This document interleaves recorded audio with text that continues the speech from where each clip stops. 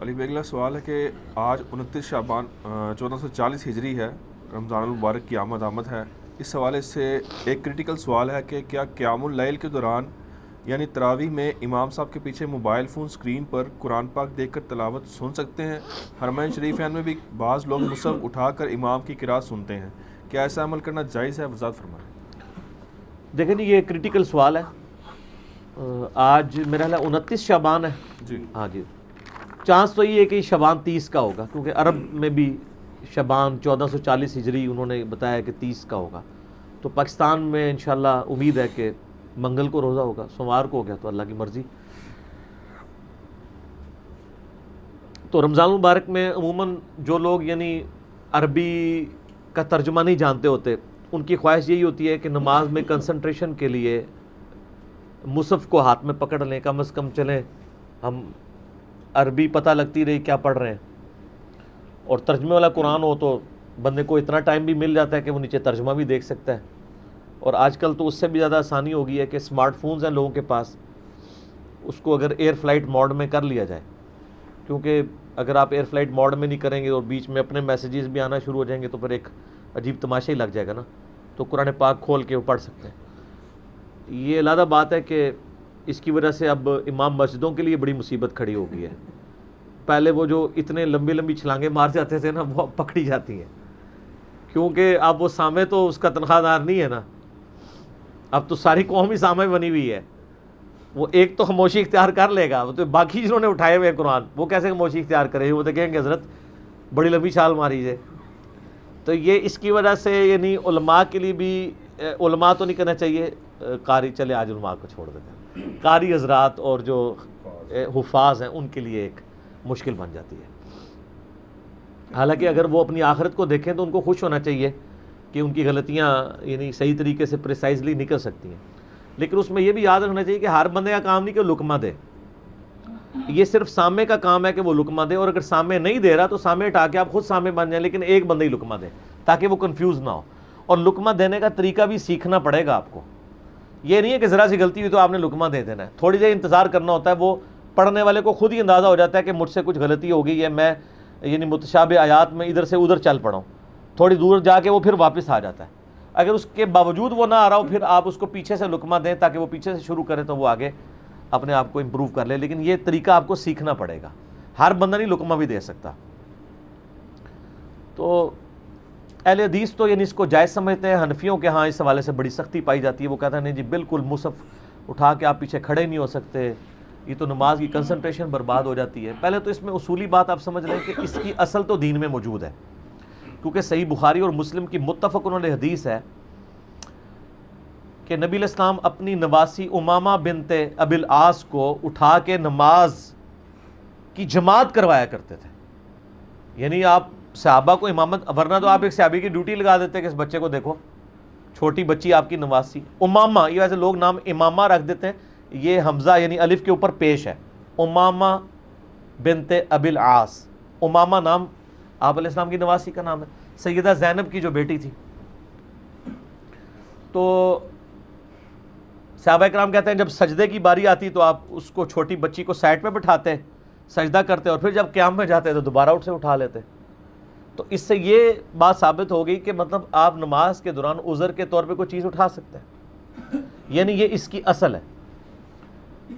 سنن نسائی کے اندر اور مسند احمد میں تو ڈیٹیل سے آتا ہے کہ نبی علیہ السلام جب نماز پڑھ رہے ہوتے تھے تو سیدنا حسن و حسین کو بھی اپنی گود میں اٹھا لیا کرتے تھے، حتیٰ کہ آپ سجدہ بھی لمبا کر دیتے تھے جتنی دیر پیٹھ پہ وہ سوار رہتے تھے، اور پھر بعض اوقات آپ ان کو قیام کی حالت میں اٹھا کے رکھتے تھے، اور جب نماز پڑھنے لگتے تھے تو سجدے میں جاتے وقت سائڈ پہ کر دیتے تھے، اور نماز کی حالت میں آپ علیہ السلام یہ سارا معاملات اس سے ایک اصل پتہ چل گئی کہ نماز کے دوران اگر کوئی مصحف کھول لیتا ہے تو اس میں کوئی اتنا بڑا یعنی ایشو نہیں ہے۔ فقہ حنفی میں تو یہاں تک مسئلہ لکھا ہے کہ آپ کتا بھی اٹھا کے نماز پڑھ سکتے ہیں، لیکن ان کا اپنے بچے کو نہیں اٹھا کے پڑھ سکتے، کیونکہ وہ حدیث شریف میں آیا نا، کہتے ہیں کتا اٹھا کے آپ پڑھ سکتے ہیں، در مختار میں اس کے حاشیے رد المختار فتاوی شامی میں آپ دیکھ سکتے ہیں، وہ کہتے ہیں کتا اٹھا کے آپ نماز پڑھ سکتے ہیں اپنا، لیکن اس کا منہ باندھ لیں، یہ نہ ہو کہ وہ زبان ہی مار دے، کپڑے ہی نہ پاک ہو جائے۔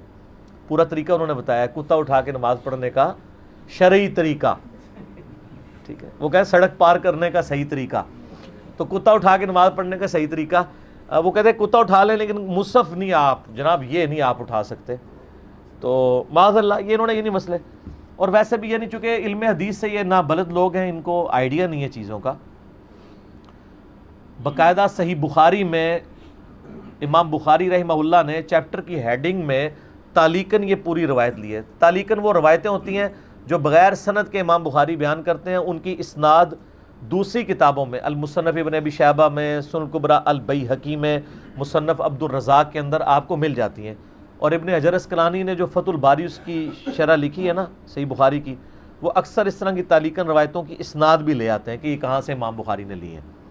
تو تعلیقاً صحیح بخاری میں 692 نمبر جو حدیث ہے, یہ مجھے اس لیے یاد ہے کہ اکثر لوگ پوچھتے رہتے ہیں, تو اس کی ہیڈنگ کے اوپر نا انہوں نے باقاعدہ لکھا ہے کہ سیدہ عائشہ کا ایک غلام تھا ذکوان تابعی رحمہ اللہ تعالی.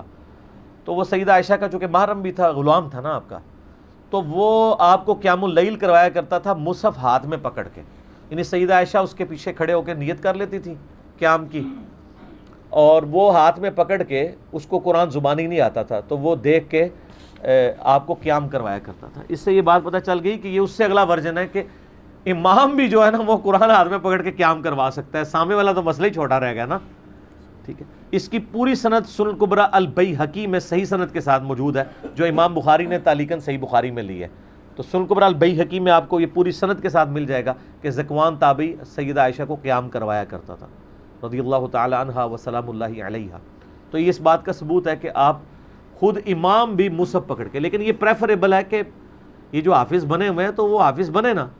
اگر وہ قرآن یاد ہی نہیں کرتے ہیں اور مصحف لے کے آگے کھڑے ہو جاتے ہیں تو ایسا نہیں ہونا چاہیے. وہ قرآن یاد رکھیں. بہتر تو یہی ہے کہ جو زبانی جانتا ہے, کیونکہ زبانی میں جو پڑھنے میں مزہ ہے, جو کنسنٹریشن وہ دیکھ میں تو نہیں ہے, تو امام کو تو زبانی پڑھنا ہے. لیکن اگر کہیں مسئلہ ہے تو وہ بجائے صورتوں کے ساتھ تراویح کروانے کے تو ان کو کہ یار زبانی دیکھ کے ہی پڑھ دو یار. لیکن کیا میں رمضان میں ایک قرآن کا دورہ تو ہو جائے نا, پورے قرآن سے آپ گو تھرو ہو جائے. میں تو رمضان کے مہینے کو یقین کریں بہت انجوائے کرتا ہوں قرآن پاک سننے کا. قرآن پڑھنے میں وہ سرور نہیں ہے جو سننے میں ہے. اور یہ بخاری مسلم میں حدیث ہے, نبی علیہ السلام نے عبداللہ ابن مسعود کو کہا کہ عبداللہ قرآن سناؤ. ہائے ہائے,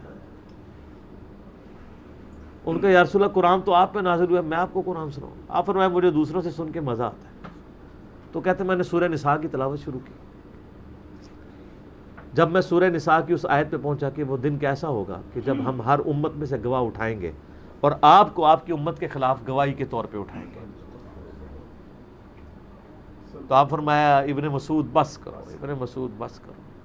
کہتے میں نے نگاہ اٹھا کے دیکھا تو نبی علیہ السلام کی مبارک آنکھوں سے آنسو جاری تھے کہ مجھے اپنی امت کے خلاف گواہی دینی پڑے گی قیامت والے دن.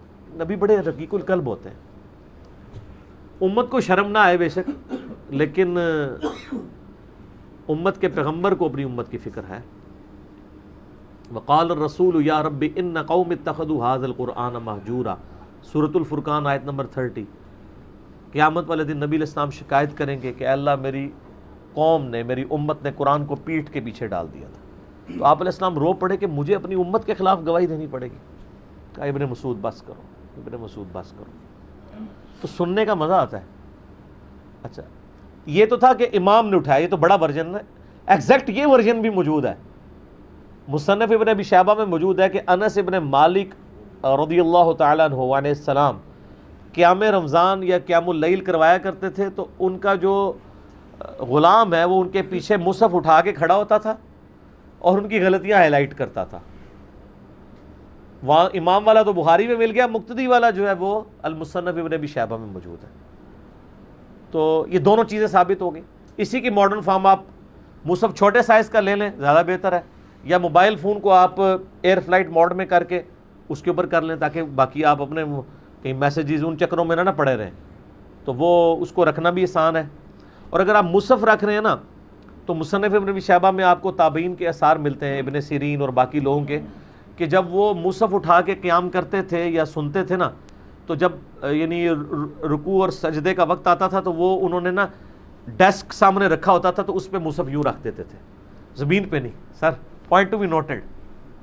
عرب میں تو وہ اللہ معافی سے زمین پہ بھی رکھ دیتے ہیں, تو وہ عجیب ہی ان کے معاملات ہوئے ہیں. تو اس کے لیے ہاں سر کے نیچے بھی رکھا ہوتا ہے. یعنی اس میں احتیاط کرنی چاہیے, قرآن کی بڑی رسپیکٹ ہے. تو زیادہ بہتر ہے کہ موبائل میں رکھیں. موبائل اگر آپ زمین پہ بھی رکھ دیں گے تو اس میں کوئی بے حرمتی نہیں ہوگی, کیونکہ وہ تو اس کے اندر الیکٹرو میگنیٹک ویوز کی فارم میں جو ہے نا وہ محفوظ ہے, ورنہ تو آپ کو ٹائلٹ میں جاتے وقت بھی موبائل باہر رکھ کے جانا پڑے. اور اس سے اگلا ورژن ہے کہ حافظ قرآن کو تو آپ ٹائلٹ ہی نہ جانے دیں کہ اس کے سینے میں قرآن ہے. یہ اینٹی وینم اور الزامی اور پھکی والا جواب ہے. جو لوگ کہتے ہیں جناب او جی موبائل دے اندر تے قرآن ہے, تے موبائل اندر جب باہر رکھاں گے تو موبائل لبنا ہی نہیں سر, ٹھیک ہے نا. تو موبائل کے اندر سافٹ فارم میں قرآن ہے نا, ہارڈ قرآن تو نہیں ہے. جس طرح کہ حافظ قرآن کے دل میں سافٹ فارم میں اس نے کریم کیا ہوا ہے نا, یاد کیا ہوا ہے نا, تو یہ بھی سافٹ فارم میں, تو وہ سافٹ فارم میں موجود ہے. تو یہ اجازت ہے اس چیز کی کہ آپ ٹوائلٹ میں قرآن کو. اور پھر کئی لوگ کہتے ہیں وہ جی موبائل فون میں اگر کوئی آیت بھیجتا ہے تو آپ ڈیلیٹ نہیں کر سکتے, وہ ڈسٹ بن میں چلی جاتی ہے. سر وہ ساری انٹلیکچوئل ہے, وہ حقیقی ڈسٹ بن نہیں ہے, ٹھیک, وہ تو ایک سمبل بنا ہوا ہے نا. تو وہ ہارڈ کاپی کی فارم میں نہیں, سافٹ کاپی کے میں ایسا. پھر بلکہ میسیجز آ رہے ہوتے ہیں جناب کہ فلاں شخص کو زیارت ہوئی ہے, نبی علیہ السلام فرمایا اتنے لوگوں تک جو یہ میسیج فارورڈ کرے گا اسے اتنے دنوں میں اتنی خوشخبریاں ملیں گی, اور جو آگے نہیں کرے گا اس کے ساتھ یہ ہو جائے گا, اور وہ پھر آگے چلنا شروع ہو جاتا ہے. عجیب تماشا لگایا ہوا ہے دین کے ساتھ ان لوگوں نے. تو مصحف کو آپ سامنے ڈیسک کے اوپر رکھیں. اور اس کو سپورٹو میں آپ کو ایک حدیث بتاتا ہوں, بڑی رکت انگیز حدیث ہے. سنن ابی داؤد میں حدود والے چیپٹر میں حدیث ملتی ہے کہ نبی علیہ السلام کو یہودیوں نے ایک مقدمے کے فیصلے کے لیے اپنے پاس مدرسے میں بلایا. اس میں الفاظ ہیں کہ یہودیوں کے مدرسے میں نبی علیہ السلام تشریف لے گئے. اب وہ آپ سے فیصلہ کروانا چاہ رہے تھے, وہ اس لیے کروانا چاہ رہے تھے کہ وہ اپنی مرضی کا فیصلہ لینا چاہتے تھے. ان کو پتہ تھا تورات میں زنا کی سزا کیا لکھی ہوئی ہے, رجم لکھی ہوئی ہے, شادی شدہ کے لیے اور غیر شادی شدہ کے لیے کوڑے. تو نبی علیہ السلام سے کروانا چاہتے تھے. نبی علیہ السلام جب مدرسے میں گئے تو آپ اپنے ساتھ ایسے صحاب کو لے کے جن کو ہیبرو لینگویج عبرانی زبان آتی تھی, کیونکہ آپ علیہ السلام کو تو نہیں آتی تھی. تو آپ علیہ السلام نے فرمایا کہ تورات لے کے آؤ. اس دوران انہوں نے نبی علیہ السلام کو بیٹھنے کے لیے ایک بڑی گدی دی. آج بھی آپ عرب کے کلچر میں دیکھیں نا تو وہ بڑی بڑی گدیاں انہوں نے بنائی ہیں زمین پہ. ان کے ایون جو ڈرائنگ رومز ہیں نا اس میں بھی صوفے وغیرہ بہت کم لوگوں نے ہیں, محمدی بسترے ہوتے ہیں اور وہ نیچے ہی بیٹھ کے کرتے ہیں. جس طرح یہاں ہمارے کے پی میں پٹھانوں میں نے دیکھا, ان کے ہوٹلوں میں بھی یہ رواج دیکھا ہے. اس لحاظ سے میں نے دیکھا ہے یعنی پٹھانوں میں اور عربیوں میں بڑی چیزیں کامن پائی جاتی ہیں. پٹھان آپس میں اگر بول رہے ہو آپ کو لگتا ہے لڑ رہے ہیں پشتوں میں, عربیوں کو بھی اگر آپ بولتے ہوئے دیکھیں نا وہ بھی لگتا ہے لڑ رہے ہیں, ٹھیک ہے. اور کئی ایک اینالوجیز ہیں, یہ ایک علیحدہ ٹاپک ہے. یہ پٹھانوں کی میں نے کوئی برائی بیان نہیں کی, ان کی خوبی ہے کہ ان میں عربیوں والی یعنی خوبیاں پائی جاتی ہیں. اور یہ نہ سمجھیے گا یہ آج کے عربیوں میں. آپ بخاری مسلم میں حضرت ابوبکر عمر عثمان و علی کی بھی اگر آپ احادیث اٹھا کے ان کی لینگویج دیکھیں نا تو ان میں کئی ایک محاورتاً الفاظ بڑے سخت ہیں. وہی حق یہ یعنی محاورتاً بولتے تھے, تباہ ہو جا تو, یہ مطلب نہیں ہوتا کہ تو واقعی تباہ ہو جائے. جیسے ہمارے پنجاب میں بھی کہتے ہیں ٹوٹ پیڑیاں تیرا بیڑا غرق, تو یہ نہیں ہوتا کہ بیڑا غرق کروانا چاہ رہے ہوتے ہیں. اور اس طرح تیری ماں تجھے روئے یعنی تو مر جائے, یہ ایک محاورتاً تھا. اور اسی لیے عمر سیریز جو فلمائی ہے نا سر, انہوں نے اس کو اسی کلچر میں فلمایا ہے, تبھی اس کا مزہ بھی ہے. لیکن انڈیا پاکستان میں سے بدتمیزی سمجھا جاتا ہے, ایسا نہیں ہے. ہر علاقے کا اپنا کلچر ہے, اس کو بدتمیزی نہیں سمجھنا چاہیے. تو وہ سنن ابی داؤد کی اس حدیث میں آتا ہے نبی علیہ السلام کو ایک بڑی سی گدی دی, آپ علیہ السلام اس میں بیٹھ کے فرمایا تورات لے کے آؤ. جب وہ تورات لے کے آئے تو آپ علیہ السلام نے اپنی پیٹھ کے نیچے سے گدی نکال کے سامنے رکھی اور تورات کو اس کے اوپر رکھا, خود زمین پہ بیٹھ کے. اور آپ نے کہا میں ایمان لایا اس کتاب پر اور اس کے نازل کرنے والے پر. ٹیمپرڈ فارم میں تورات تھی, آپ نے رسپیکٹ کی اور کہا میں ایمان بھی لے کے آیا. Point to be noted. اور یہ تو محفوظ کتاب ہے, وہ اولڈ ٹیسٹیمنٹ تھا, یہ فائنل ٹیسٹیمنٹ ہے قرآن پاک. تو اس سے نبی علیہ السلام نے امت کو ایک ترغیب دلائی کہ اگر تورات کو میں رکھ رہا ہوں کسی اونچی جگہ پہ اور خود زمین پہ بیٹھ رہا ہوں تو تم نے بھی قرآن کا مصحف کا یہ ادب کرنا ہے, ٹھیک ہے. اسی اعتبار سے دینی کتابوں کی بھی اس طرح کی رسپیکٹ کرنی چاہیے. تورات بھی تو ٹیمپرڈ فارم میں ہی تھی نا. اچھا اب وہ جب فیصلہ کرنے لگے تو وہ جہاں رجم کی سزا تھی انہوں نے ہاتھ رکھ لیا. وہ صحابی تھے, انہوں نے کہا یا رسول اللہ یہ جنہوں نے ہاتھ رکھا ہے اس کے نیچے وہ آیات موجود ہے, ٹھیک ہے. وہ ہٹایا گیا تو وہی تھا, پھر فیصلہ اس کے مطابق کیا گیا. لیکن اس سے یہ رزلٹ نکلا. دوسرا اس سے یہ بھی پتہ چلا کہ جو ہماری یعنی بڑی جو بوڑھیاں ہیں وہ آپ کو پتہ ہے وہ تکیے پہ نہیں بیٹھنے دیتی کسی کو, کیونکہ وہ تکیے پہ قرآن رکھ کے پڑھ رہی ہوتی ہیں. تو وہ یہ سمجھتی ہیں کہ یہ بے حرمتی ہو گئی ہے. حالانکہ نبی علیہ السلام تو اس تکیے پہ بیٹھے ہوئے تھے جس کے اوپر آپ نے تورات رکھی. تو اتنا زیادہ وہ تقوی والا معاملہ نہیں ہونا چاہیے جس کو تقوی کا حیضہ کہتے ہیں. یہ کوئی اتنا بڑا ایشو نہیں ہے کہ اس کو مصیبت بنا لی جائے. اور انڈیا پاکستان میں تو خام خواہ کی مصیبتیں لوگوں نے بنائی ہوئی ہیں. لوگ تو یعنی کوئی بندہ قرآن مسجد میں پڑھ رہا نا تو وہ پیٹ کر کے نہیں اس کی طرف چلتے. یہ اگر آپ نفل پڑھنے لگے ہیں نا تو کسی کو پیچھے قرآن لے کے بیٹھا ہے نا اس کو کہتے ہیں اٹھے ادھروں وہ چاروں اٹھا دیں تو سائڈ سے ہو کے پڑھ لے. حالانکہ وہ ایگزیکٹ پیچھے ہو تو کوئی حرج نہیں اس کے اندر. قرآن کی جس پیٹھ کو منع کیا گیا نا وہ ہی ہے. وقال الرسول یا ربی ان قوم اتخذوا ھذا القرآن مہجورا. نبی علیہ السلام شکایت کریں گے کہ میری قوم نے قرآن کو پیٹھ کے پیچھے ڈال دیا تھا, یعنی اس کی تعلیمات کو چھوڑ. مہجورا ہجرت کر لی تھی, پیچھے چھوڑ گئے تھے. یہ وہ والی یعنی پیٹھ کرنا ہے, وہ سارے کر رہے ہیں شوق سے. اور فزیکلی پیٹھ کے بارے میں وہ بڑی بڑی یعنی لوگ نا احترام کے اس لیول پہ پہنچے ہیں کہ صحابہ کرام بھی شرمندہ ہوں. میں آپ کو حقیقت بتا رہا ہوں جو ان لوگوں نے احترام کے لیول ڈیوائز کیے ہوئے ہیں. وہ پاپا جانی کے بارے میں وہ دکھا رہے تھے چینل کے اوپر کہ وہ ایک بندہ, وہ پاپا جانی کھڑے ہوتے ہیں, نام لینے کی ضرورت نہیں, آپ کو پتہ ہی ہے. تو وہ گرین کلر کی نا گھاس ہوتی ہے تو وہ پیچھے کھڑے ہوتے ہیں. وہ کہتے ہیں پاپا جانی آپ آگے کیوں نہیں آ رہے؟ وہ کہتے ہیں اس لیے نہیں آ رہا کہ وہ گنبد بھی سبز ہے اور یہ گھاس بھی سبز ہے تو میں اس پہ پاؤں رکھ. آپ کو نہیں منع کرتا لیکن احترام ہے. یہ احترام آپ نے کہاں سے بنا لیا ہے؟ یہی احترام پھر ٹریول کیا کہ آپ کے پرائم منسٹر صاحب جو ہے ننگے پاؤں پھرتے ہیں مدینہ شریف میں, اور انہوں نے یہ نہیں سوچا کہ مدینہ شریف میں جو جسم کے ساتھ جو نیچے سے جراثیم لگے ہوں گے, کیا آپ یعنی اس طریقے سے مٹی والے معاملات لے کے مسجد کے قالینوں کے اوپر جائیں گے؟ اور پھر گرمیوں کے اندر آپ کیا کریں گے؟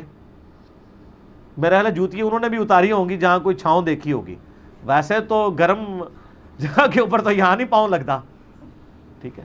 ایون مسجد نبی شریف میں بھی جہاں پہ وائٹ ماربل لگے وہاں تو آپ پاؤں رکھ سکتے ہیں, اور اگر آپ کا اچانک پاؤں وہ کالی پٹی پہ آ جائے تو جناب اس طرح ہی جیسے آپ نے توے پہ پاؤں رکھ دیا ہے, اتنی گرمی ہوتی ہے. یہ پتہ نہیں کدھر سے انہوں نے احترام والے معاملات کر لیے ہمیں. اور پھر وہ کہتے ہیں جی ہم احترام, تو وہ کہتے ہیں پاپا جانی ان کا جی. حالانکہ گنبد وہ ہے جو نبی علیہ السلام کی وفات کے 650 سال بعد رکھا گیا پہلے نمبر پہ. اس کو جو سبز رنگ ہوا ہے وہ تو 200-250 سال پہلے ہوا ہے. نبی علیہ السلام کے ساتھ نہ گنبد کا تعلق ہے نہ سبز رنگ کا تعلق ہے اس حوالے سے. ویسے تو سبز رنگ تو قرآن پاک میں آیا نا کہ جنتیوں کا جو ہے وہ لباس بھی ہوگا, وہ سب کچھ ہے, اللہ کو پسند ہے. یعنی درختوں کے پتے ہیں سبز. اب مجھے نہیں پتا کہ یہ جب پتے ٹوٹ کے نیچے گرتے ہوں گے یا کوئی شاخ ٹوٹتی ہوگی تو اس وقت اس کا کتنا احترام ہوتا ہوگا.